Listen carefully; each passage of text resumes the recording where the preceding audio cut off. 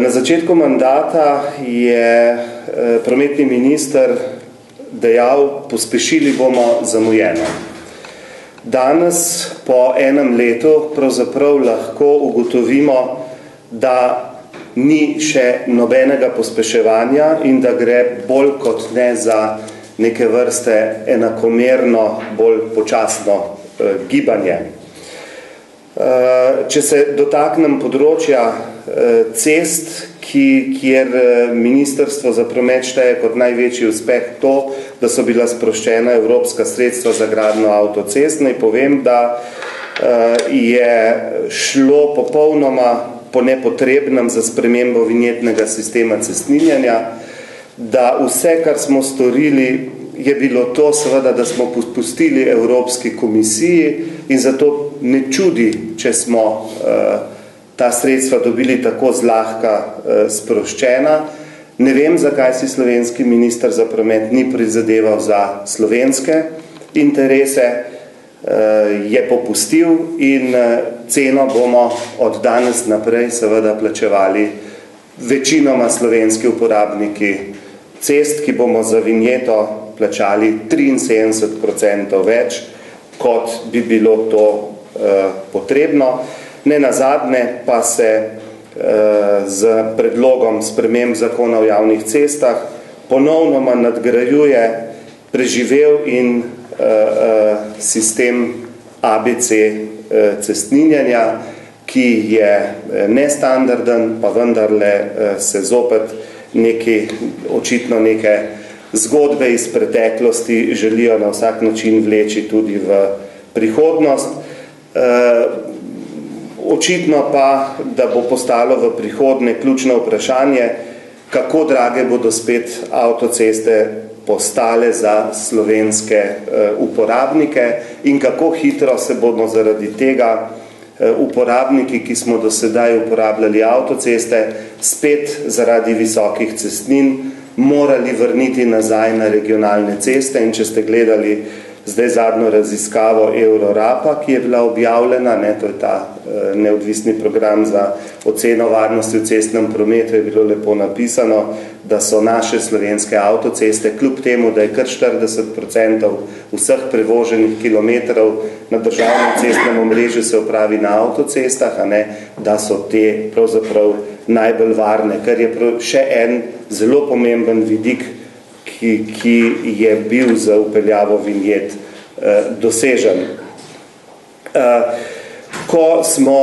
pogledali proračun za področje prometa za naslednji 2 leti, ugotavljamo pravzaprav, da se višina sredstev za investicije v državne ceste ne povečuje. Da je bil tisti preboj, ko so se sredstva za investicije v državno cestno omrežje več kot podvojila, bil narejen v mandatu prejšnje vlade,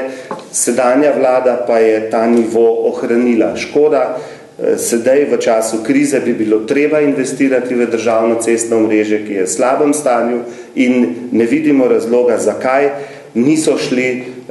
bolj za večjo dinamiko, se pravi za nadaljevanjem povečevanja sredstev v državno cestno omrežje, ampak so ostali na isti ravni.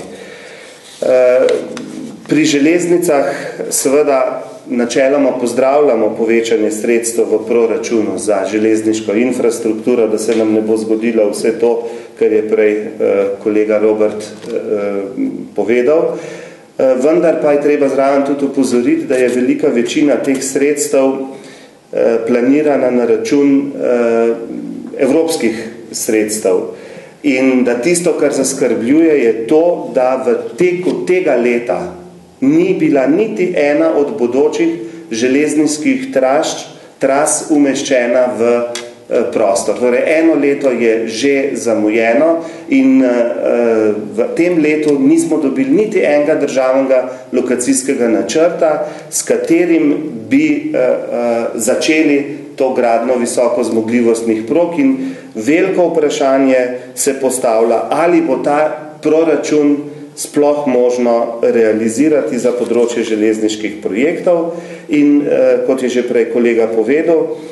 koncept razvoja železniške infrastrukture je ostal popolnoma nespremenjen, kar si štejemo seveda tudi v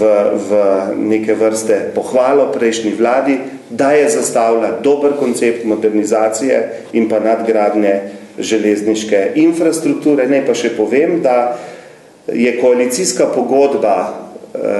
nove vlade predvidevala 50 km remontov letno železniških prog, se pravi obnove, no podatek imamo samo 16 km. Ugotavljamo tudi, da na področju javnega potniškega prometa ni nobenega napredka, na področju cestnega prevoza blaga pa se gospodarska situacija po podatkih gospodarske zbornice avtoprevoznikom pravzaprav slabša. In tu na koncu pa se moram dotakniti tudi nove kadrovske paradigme. Mislim, da je tukaj prometni minister pokazal vso svojo nesposobnost umešavanja in neumešavanja v razreševanja imenovanja uprav. Spomnite se, kako je minister povedal, da je izgubil zaupanje v predhodnike na slovenskih železnicah in pa v Darsu, da je potem imenoval generalnega direktorja mimo vseh pravil, za katere so se dogovorili v novi koaliciji preko kadrovsko-akreditacijskih svetov, da se je potem iz tega umaknil, da so napravili razpis. No in zanimivo je, da je nov nadzorni svet v Darsu in Luki Koper najel agencije in pa pravnike odvetniške družbe, zato plačeval posebej, da ne bi postavili, da ne bi pomagali iskati nove člane uprav. In prav zanimivo je, kljub temu, da so recimo na Darsu, tej agenciji plačali, mislim, da 5700 evrov, vsaj to, ki je rekel minister na odgovor na moje poslansko vprašanje, da še vedno danes uprava Darsa ni popolna, vsaj po mojih informacijah, in očitno to nikogar ne skrbi. KASI, vsi kadrovsko-akreditacijski sveti pa so porabili že tudi kar precej davkoplačevalskega denarja. Torej, nova kadrovska paradigma je na področju